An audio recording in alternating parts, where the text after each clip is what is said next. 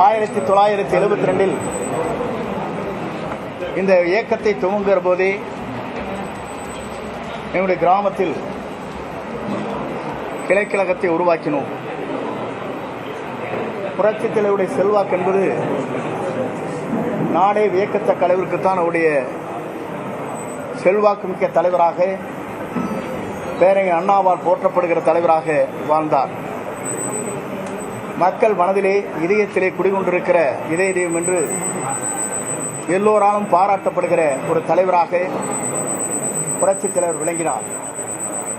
அந்த புரட்சித் தலைவருடைய வழியில் 1973 திண்டுக்கல் நாடாளுமன்ற தேர்தல் வருகிற போது அந்த தேர்தலில் மாயத்தேவர் போட்டியிடுகிற போது இந்தியாவிலே அவ்வளவு வாக்கு வித்தியாசத்தில் யாரும் வெற்றி பெறவில்லை. 2,37,000 வாக்குகள் கூடுதலாக பெற்று வெற்றி வாகை சூடினார். அதற்கு பிறகு இடைத்தேர்தல் கோவையிலும் மருங்காவூரிலும் மாவிரு வெட்டி ஈட்டி தந்த தலைவராக 1977 75 பொதுக்குழு கோவையில் நடைபெற்றது. அந்த கோவையில் நடைபெற்ற பொதுக்குழுவில் அரங்கநாயகம் தலைவர், திருப்பூர் மணிமாறன் செயலாளர் என்னை பொருளாளராக நியமித்து பொதுக்குழுவை நடத்த வேண்டும் என்று புரட்சித் தலைவருடைய சார்பாக எனக்கு ஆணை வழங்கப்பட்டது. அடிப்படையிலே பொதுக்குழுவை பொறுத்தவரையிலும் முழுமையாக நாங்கள் நின்று செயல்படுத்தியதை புரட்சித் தலைவர் வியந்து சத்யா ஸ்டுடியோவுக்கு அழைத்து அண்ணன் KAK அண்ணன் RMV இருக்கின்ற போது மனதார பாராட்டி மகிழ்ச்சியை தெரிவித்தார். அதற்கு பிறகு 77 நான் போட்டியிட வேண்டும் என்று கோபிச்செட்டிப்பாளையத்தில் போட்டியிடுகிற போது புரட்சித் தலைவர் அவர்கள் நீ சத்தியமங்கலத்தில் நின்று விட என்று சொன்னார். நான் அவரிடத்திலே கேட்கின்ற போது சத்தியமங்கலம் என்பது எனக்கு புதிதான தொகுதி, நாங்கள் என்ன செய்வது என்று கேட்கிற போது என் பெயரை உச்சரி, நீ வெற்றி விடுவாய் என்று குறிப்பிட்டார். நான் எதற்காக இதை சொல்கிறேன் என்று சொன்னால், அப்படிப்பட்ட தலைவர்களெல்லாம் தேர்தல்களும் வருகிற போது யார் அவரை இடத்திலிருந்து வெளியே செல்கிறார்களோ அவர்கள் நீ சத்தியமங்கலத்தில் நின்று விட என்று சொன்னார். நான் அவரிடத்திலே கேட்கின்ற போது சத்தியமங்கலம் என்பது எனக்கு புதிதான தொகுதி, நாங்கள் என்ன செய்வது என்று கேட்கிற போது என் பெயரை உச்சரி, நீ வெற்றி விடுவாய் என்று குறிப்பிட்டார். நான் எதற்காக இதை சொல்கிறேன் என்று சொன்னால், அப்படிப்பட்ட தலைவரெல்லாம் தேர்தல்களும் வருகிற போது யார் அவரை இடத்திலிருந்து வெளியே செல்கிறார்களோ அவரெல்லாம் புரட்சித் தலைவரை பொறுத்தவரையிலும் STS போன்றவர்கள், கோவைச்செழியன் போன்றவர்கள் தாங்கள் இந்த இயக்கத்திலிருந்து வெளியே செல்கிற போது அவருடைய இல்லங்களுக்கே சென்று புரட்சித் தலைவர்கள் வாருங்கள் என்னோடு இணைந்து இந்த இயக்கத்தை நடத்துவதற்கே காரணம் தமிழக மக்களுடைய நலன் கருதி, தொண்டருடைய நலன் கருதி, தமிழ்நாட்டை பேணி காப்பதற்காக இந்த பணிகளை நான் மேற்கொள்கிறேன், வாருங்கள் என்று அழைத்தார். புரட்சித் தலைவரை பொறுத்தவரையிலும் மாமேதையாக, நாடை போற்றுகின்ற தலைவராக, மக்கள் நெஞ்சங்களிலே குடிகொண்டிருக்கிற தலைவராக புரட்சித் தலைவர் விளங்கினார். அந்த தலைவர் 10 ஆண்டு காலம் சிறந்த ஆட்சியை தமிழகத்திலே தந்தார்.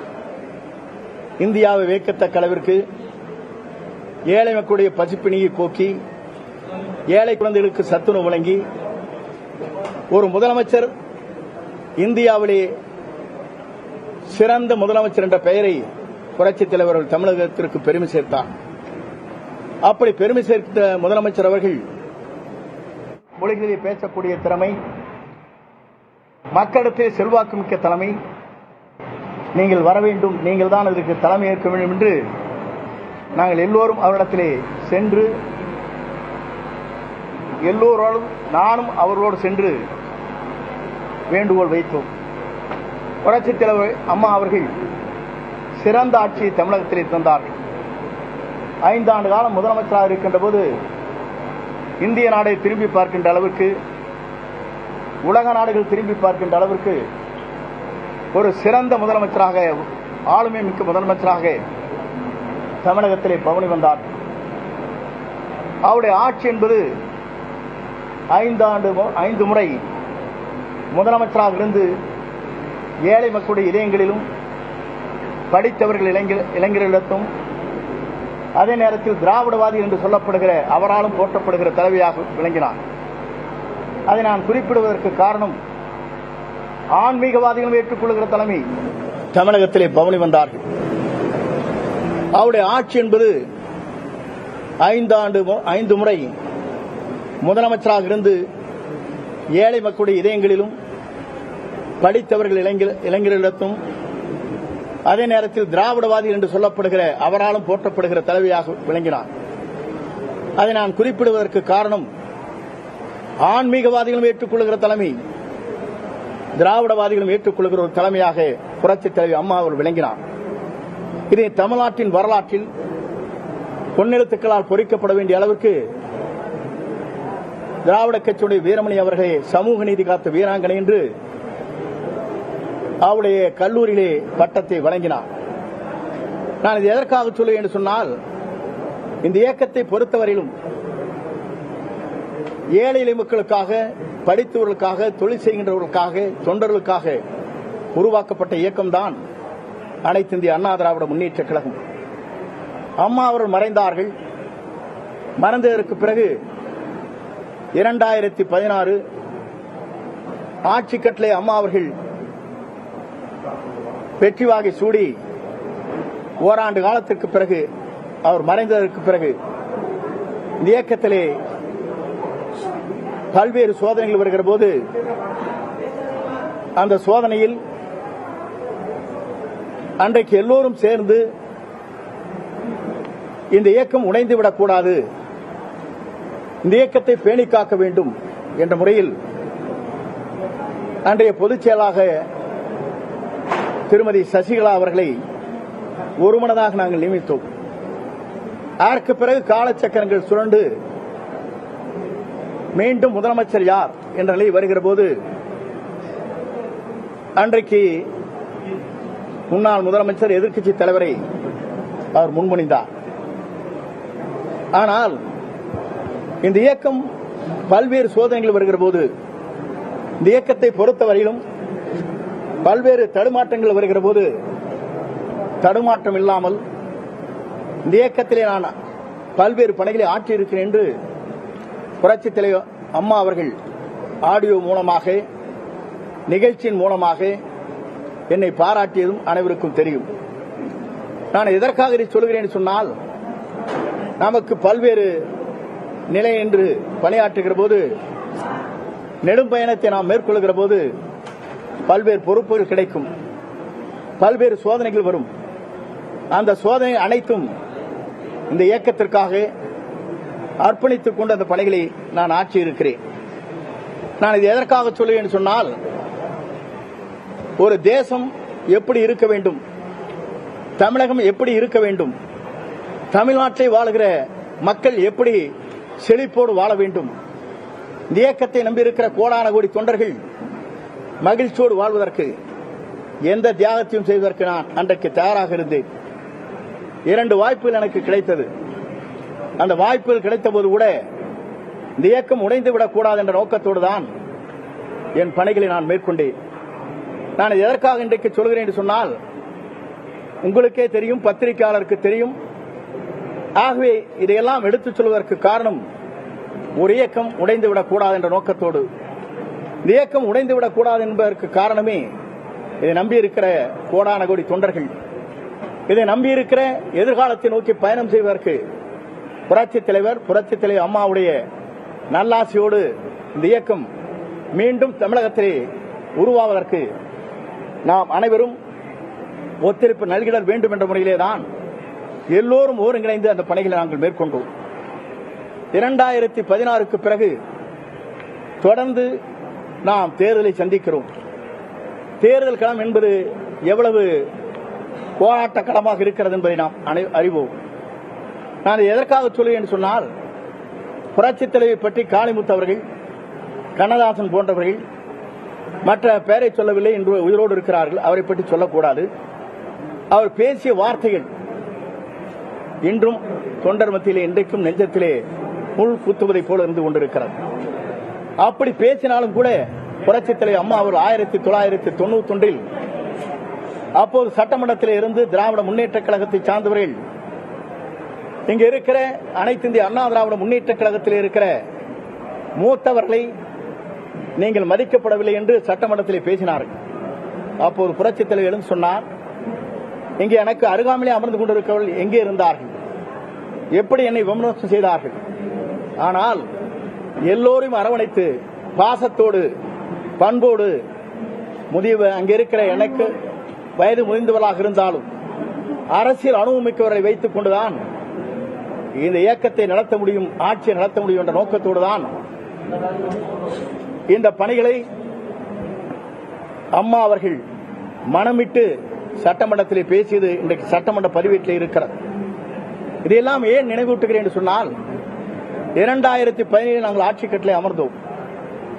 அமர்ந்ததற்கு பிறகு 2019 தேர்தல், 21 தேர்தல், அதற்கு பிறகு 24 தேர்தல், உள்ளாட்சி தேர்தல் போன்ற தேர்தலை நாம் சந்திக்கின்ற போது களத்திலே பல்வேறு பிரச்சனைகள் ஏற்பட்டிருக்கிறது. 2024 இன்றைக்கு நாம் நினைக்கிறோமே, பாரதிய ஜனதா கட்சியோடு அன்றைக்கு கூட்டணி வைத்திருந்தால் 30 இடங்களை நாம் வெற்றி பெற்றிருக்க முடியும். இதையெல்லாம் நாம் வருடத்திலே நினைவூட்டினோம். அது சகோதரர் வேலுமணி கூட ஒருமுறை அந்த கருத்துக்களை வெளிப்படுத்தினார். அதற்கு பிறகு நாங்கள் எல்லாம் தேர்தல் முடிந்ததற்கு பிறகு நம்முடைய கழக பொதுச் செயலாளரை சந்தித்தோம். சந்தித்ததற்கு காரணமே கழகம் தொய்வோடு இருக்கிறது. தேர்தல் களத்திலே நாம் எவ்வளவு யூகத்தை வகுத்தாலும் வெற்றி வாகை சூட முடியவில்லை. கழகத்தை ஒன்றிணைக்கப்பட வேண்டும், வெளியே சென்றவர்களை இணைக்கப்பட வேண்டும். அதே நேரத்தில் மக்கள் என்ன நினைக்கிறார்களோ அதை நாம் நிறைவேற்ற வேண்டும் என்ற முறையிலே அன்றைக்கு அண்ணன் நத்தம் விஸ்வநாதன், சகோதரர் SP வேலுமணி, சகோதரர் தங்கமணி, சகோதரர் அன்பழகன், சகோதரர் CV சண்முகம், நாங்கள் 6 பேரும் அவரை சந்தித்தோம். இந்த கருத்து பரிமாற்றங்கள் நடைபெற்றது. கருத்து பரிமாற்றங்களை அவர் கேட்டதற்கு பிறகு அதற்கு அவர் பொறுத்தவரையிலும் அந்த கருத்தை ஏற்றுக்கொள்கிற மனநிலையே அவர் இல்லை. நான் எதற்காக நான் சொல்கிறேன் என்றால்,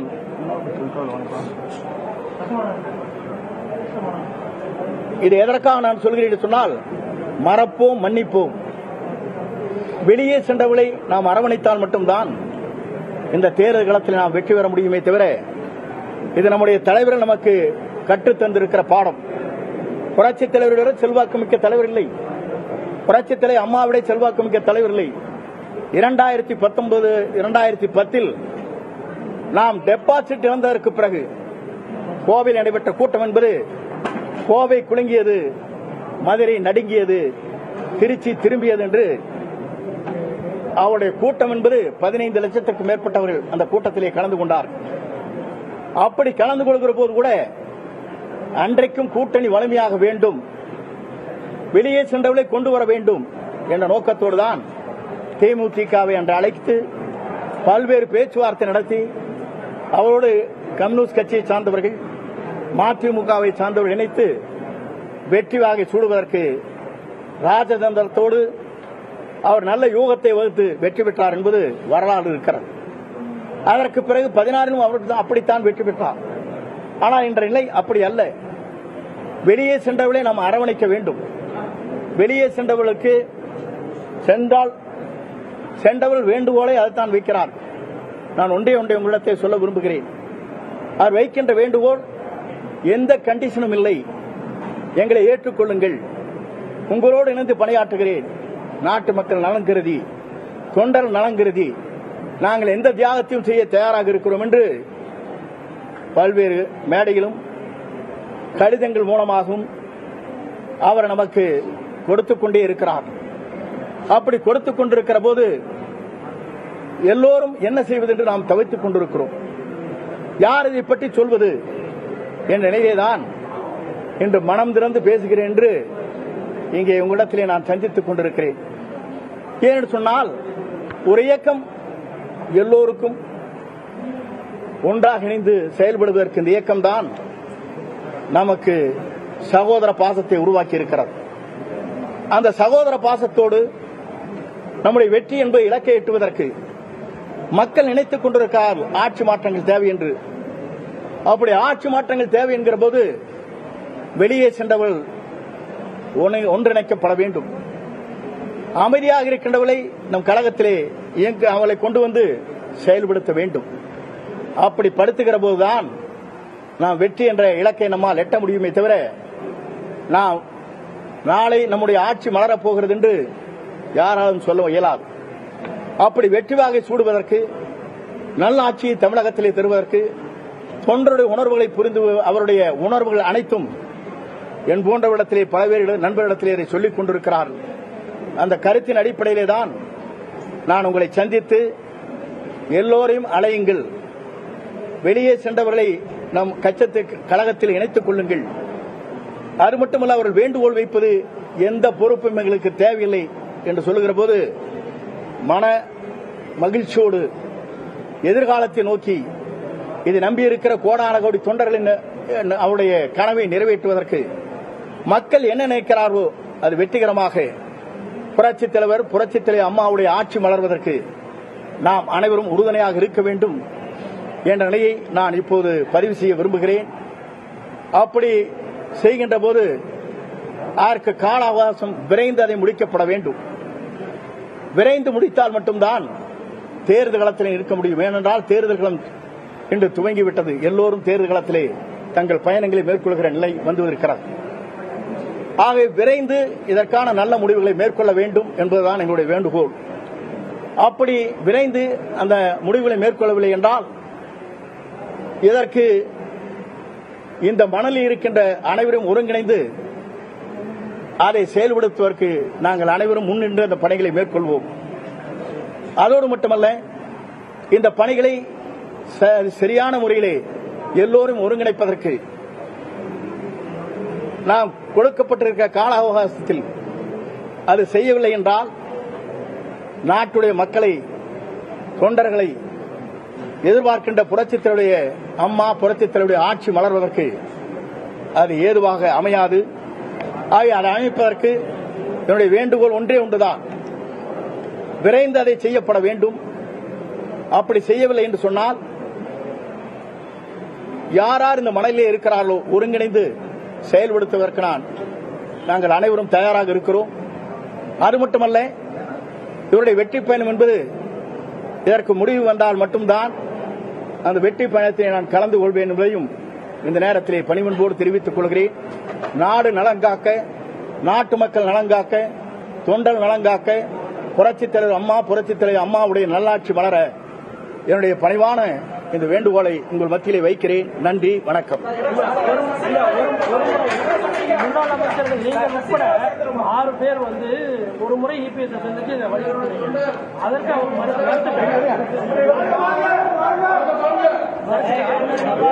தம்பி பேசுங்க, ஒருத்தர் பேசுறாங்க. அம்மா கம்பிட்டுங்க. அப்பதான் கட்சி அலுவலகம் சொல்றீங்க. ஆனா இப்ப அவரு கிட்டத்தட்ட 130 தொகுதியில அந்த பிரச்சாரம் மேற்கொண்டிருப்பா. அங்க எந்த இடத்துலயுமே தொண்டர்களை வலியுறுத்தியதாவோ ஒரு பதாகைகள் கோரிக்கை எடுத்ததாவோ இல்ல. அப்படிங்கும் போது தாங்கள் வலியுறுத்துறது தொண்டர்களோட மனநிலையே இல்லை அப்படிங்கிற மாதிரி ஒரு சந்தேகம் அளிக்கிறது. வருகின்ற கூட்டங்கள் வேறு, பலவேறு தரப்பட்ட தொண்டருடைய மனநிலை வேறு, முக்கிய நிர்வாகிகள் மனநிலை வேறு. மக்கள் ஒன்றிணைந்தால் மட்டும்தான் வெற்றி பெற முடியும் என்று மக்களுடைய மனநிலைகள் வேறு. இதை மனதிலே கொண்டுதான் இதற்கு ஒரு முற்றுப்புள்ளி வைக்க வேண்டும் விரைந்து என்ற முறையிலே தான் இந்த கோரிக்கையை நான் வைத்திருக்கிறேன்.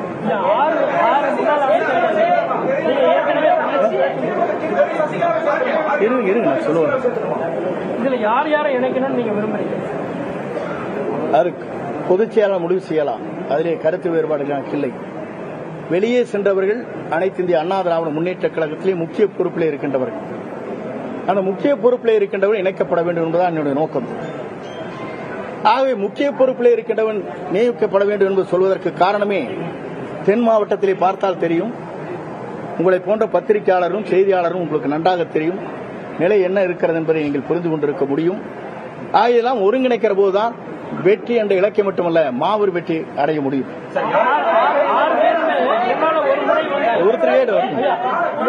ஒரு முறை நீங்க கேட்டீங்க பழனிசாமி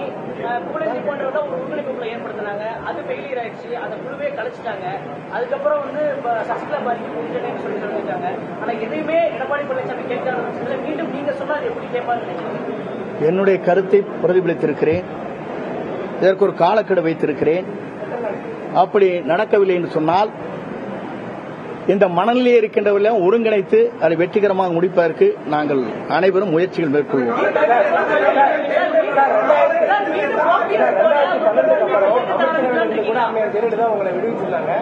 மீண்டும் முதலமைச்சர் எடப்பாடி பழனிசாமி அமைச்சர்கள் கூட சேர்க்கப்பட்டீங்க. ஆனா இப்ப அவருக்கு எதிராக நீங்க கருத்து சொல்ற மாதிரி இருக்கு. அதுபோன்ற கருத்துக்கள் இடத்தில் இல்லை. அவரே 2009 பொறுப்பிலிருந்து நீக்கப்பட்டார். அது உங்களுக்கு தெரியுமா?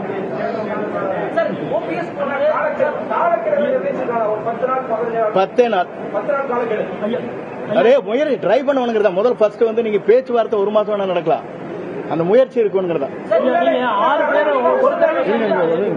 ஒரு தடவை 6 முன்னாள் அமைச்சர்களை சந்திச்சு இந்த கோரிக்கையை வலியுறுத்தினீங்க. அவர் அப்ப மறுத்துட்டாரு. இது நடந்து கிட்டத்தட்ட 6 மாசத்துக்கு மேலாச்சு.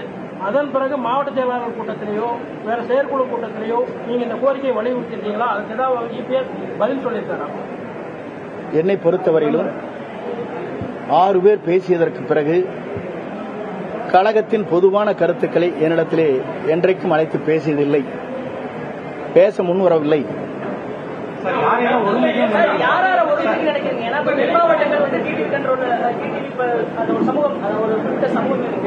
அவங்களுடைய வாக்குல நினைக்கிறீங்களா? இல்ல ஏற்கனவே பல்வேறு காலகட்டங்களில் எப்படி ஏற்படுத்த? எல்லோரையும் ஒருங்கிணைக்கிற போதுதான் கட்சி வலிமைப்படும். எல்லோரும் ஒருங்கிணைக்கிற போதுதான் வெளியே சென்றவர்கள் அமைதியாக இன்றைக்கு கழக பணியை ஆற்றாமல் அமைதியாக இருக்கின்றவர்கள் பல பேர் இருக்கிறார். அவரெல்லாம் அழைத்து அங்கங்கே ஒருங்கிணைக்கிற போதுதான் நாம் மாபெரும் வெற்றியை ஈட்ட முடியும். மாவட்ட வாரியா சுற்றுப்பயணம் போற மாதிரி ஏதாவது திட்டம் இல்லை, 10 நாள் டைம் கொடுக்கணும். என்னை பொறுத்தவரையிலும் இன்றைக்கு உங்களுடைய பத்திரிகையாளரை சந்தித்திருக்கிறேன். அதற்கு பிறகு என்ன நடக்கப் போகிறது, நாம் என்ன செய்ய போகிறோம் என்பதை எனக்கு நெருங்கிய நண்பர்கள் இருக்கிறார்கள்.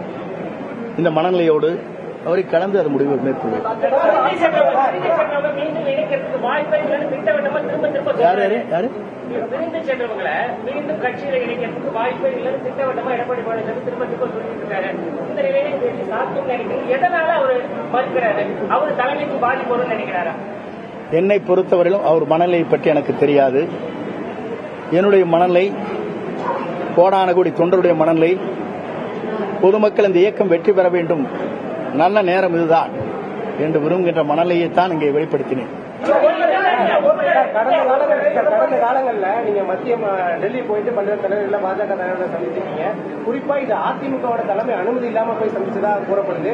இதற்கு முன்னாடி அம்மையார் ஜெயலலிதாவோ இல்ல எம்ஜிஆர் இருந்தப்ப இந்த மாதிரி ஒரு தலைமையில இருக்க ஒரு முன்னாள் அமைச்சர்களோ யாராவது இந்த மாதிரி சந்திப்பு ஏற்படுத்த முடியுமா? இதுல ஏதாவது உள்நோக்கம் இருக்கிறதால தொடர்ந்து அதை பத்தி தான் பேசுறேன். பாரத பிரதமரை சந்தித்து இருக்கிறார், என்னைத்தான் பப்ளிசிட்டி பண்ணிட்டீங்க. நம்முடைய அமைச்சர்கள் இருந்து பாரத பிரதமரை சந்தித்து பேசியும் இருக்கிறார்கள். உள்ளாட்சித்துறை அமைச்சரையும் பேசியுள்ள இருக்கிறார். என்னை மட்டும் தனிப்பட்ட முறையிலே நீங்கள் ஏன் சென்று கேட்கக்கூடாது. அவர் அழைக்கிறார்கள், போகிறோம். போனதற்கு பிறகு ஒரு நல்ல சுமூகமான உறவு ஏற்படுகிறது. இன்று இணைந்து பணியாற்றுகிறார். இது உங்களுக்கு மகிழ்ச்சி இல்லை?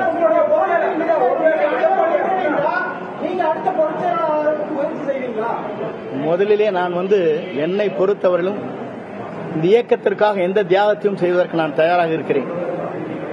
இந்த இயக்கம் உயிரோட்டம் உள்ள இயக்கமாக, புரட்சித்தலை அம்மா குறிப்பிட்டார்களே, 100 ஆண்டு காலம் இந்த இயக்கம் ஆளும் என்று குறிப்பிட்டார்களே, சொல்ல வருகிறேன். அதற்காகத்தான் என் பணிகளை இன்று துவங்கி இருக்கிறேன். பாஜக கூட்டணி ஏற்பட உங்களுடைய முயற்சி தான். இல்ல, என்னுடைய முயற்சி என்று சொல்லவில்லை. நீங்க டெல்லி போயிட்டு வந்தது அந்த நோக்கத்துக்கு இல்ல என்னுடைய முயற்சி என்று சொல்லவில்லை.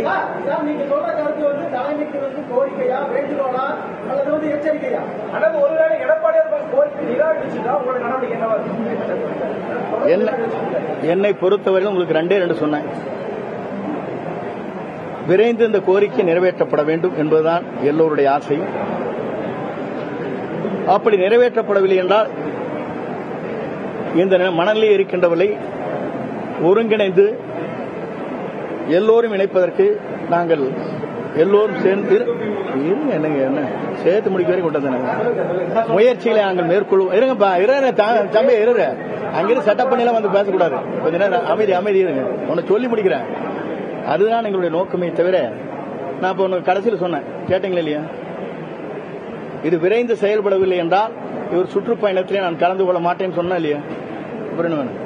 கருத்து உடையவங்க, இந்த மாதிரி கருத்து உடையவங்களை நீங்க ஏற்கனவே சந்திச்சு பேசிட்டீங்களா சார்? அது சஸ்பென்ஸ்.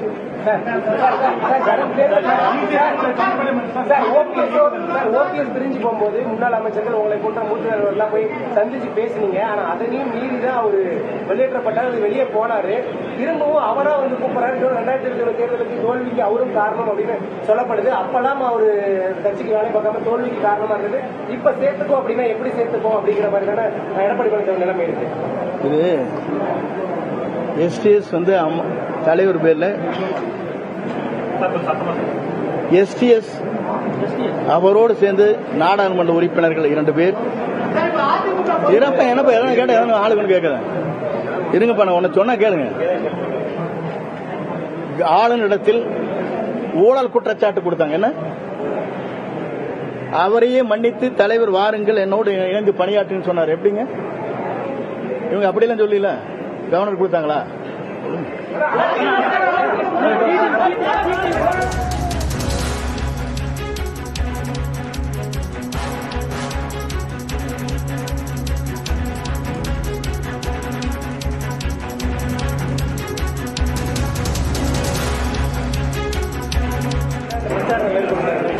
அங்க எந்த இடத்துலயுமே தொண்டர்களை வலியுறுத்தியதாவோ ஒரு பதவியில் கோரிக்கை எடுத்ததாவோ இல்ல.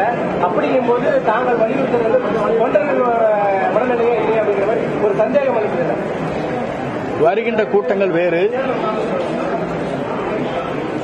பலவேறு தரப்பட்ட தொண்டருடைய மனநிலை வேறு, முக்கிய நிர்வாகிகள் மனநிலை வேறு. மக்கள் ஒன்றிணைந்தால் மட்டும்தான் வெற்றி பெற முடியும் என்று மக்களுடைய மனநிலைகள் வேறு. இதை மனதிலே கொண்டுதான் இதற்கு ஒரு முற்றுப்புள்ளி வைக்க வேண்டும் விரைந்து என்பது முறையிலே தான் இந்த கோரிக்கையை நான் வைத்திருக்கிறேன்.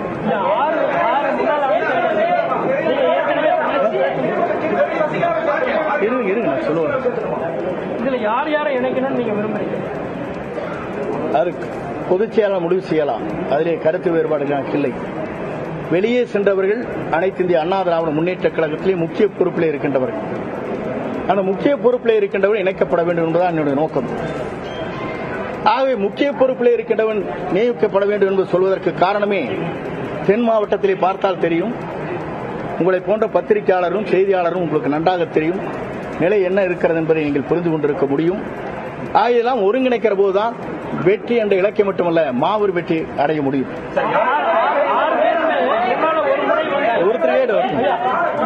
ஒரு முறை நீங்க கேட்டீங்க, பழனிசாமி புகழேந்தி போன்றவங்க ஒரு ஒருங்கிணைப்புகளை ஏற்படுத்தினாங்க. அது ஃபெயிலியர் ஆயிடுச்சு. அந்த குழுவே கழிச்சிட்டாங்க. அதுக்கப்புறம் வந்து சசிகலா பாதிக்கு முடிஞ்சேன்னு சொல்லி சொல்லியிருக்காங்க. ஆனா எதையுமே எடப்பாடி பழனிசாமி கேட்காத மீண்டும் நீங்க சொன்னா எப்படி கேட்பாங்க? என்னுடைய கருத்தை பிரதிபலித்திருக்கிறேன். இதற்கு ஒரு காலக்கெடு வைத்திருக்கிறேன். அப்படி நடக்கவில்லை என்று சொன்னால் இந்த மனநிலையை இருக்கின்றவர்களையும் ஒருங்கிணைத்து அதை வெற்றிகரமாக முடிப்பதற்கு நாங்கள் அனைவரும் முயற்சிகள் மேற்கொள்வோம்.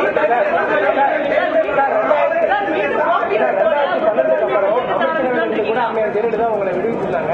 ஆனா மீண்டும் முதலமைச்சர் எடப்பாடி பழனிசாமி அமைச்சர்கள் கூட சேர்க்கப்பட்டீங்க. ஆனா இப்ப அவருக்கு எதிராக நீங்க கருத்து சொல்ற மாதிரி இருக்கு. அது போன்ற கருத்துக்கள் இடத்தில் இல்லை. அவரே 2009 பொறுப்பிலிருந்து நீக்கப்பட்டார். அது உங்களுக்கு தெரியுமா?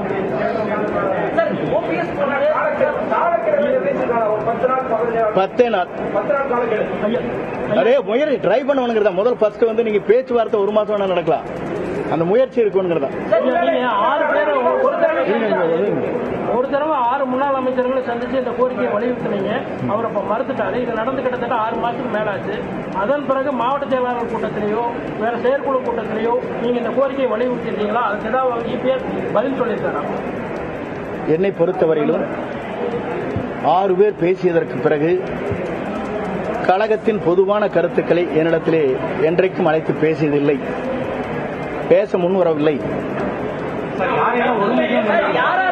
நினைக்கிறீங்க? ஏன்னா மாவட்டங்கள் வந்து டிடிவி ஒரு சமூகம், ஒரு குறிப்பிட்ட சமூகம் இருக்கு, அவங்களுடைய வாக்குல நினைக்கிறீங்களா? இல்ல வந்து ஏற்கனவே வந்து பல்வேறு காலகட்டங்களில் பிரிந்திருக்கக்கூடிய அது ஒருங்கிணைப்பு எப்படி ஏற்படுத்த? எல்லோரும் ஒருங்கிணைக்கிற போதுதான் கட்சி வலிமைப்படும். எல்லோரும் ஒருங்கிணைக்கிற போதுதான் வெளியே சென்றவர்கள் அமைதியாக இன்றைக்கு கழக பணியை ஆற்றாமல் அமைதியாக இருக்கின்றவர்கள் பல